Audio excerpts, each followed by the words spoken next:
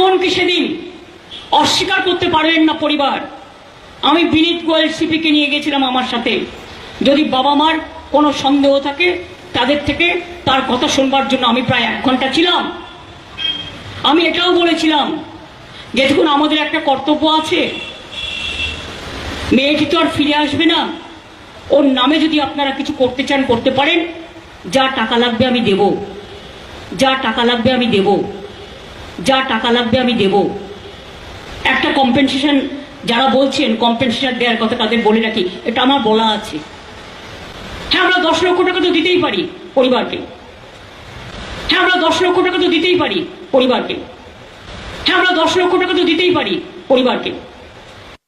উনি মারা গেছে ও শুক্রবার, রবিবার সম্ভবত ওদের কাজ ছিল বা কিছু একটা, যেটুকু থাকে ক্রিয়াকর্ম বা কিছু একটা। আমি ইচ্ছা করে সেদিন ডিস্টার্ব করিনি পরিবারকে। মুরলি গেছিল রিপোর্ট দিতে বিকেলে, সোমবার দিন সম্ভবত আমি তাদের বাড়িতে গিয়েছিলাম, মোস্ট প্রবলি সোমবার, মঙ্গলবার হতে পারে, বাট আমার মনে হচ্ছে সোমবার। সোমবার দিন গিয়ে আমি ডিটেলস তাদের জানাই বাবা মাকে, সাথে আমার সিপিকেও নিয়ে যাই, এবং আমি তাদের কি কি অভিযোগ আছে সবটা সিপিকে রেকর্ড করতে বলি। আর অনেকে বলে বেড়াচ্ছে না আমি টাকার কথা বলেছি, আমি মোটেই বলিনি।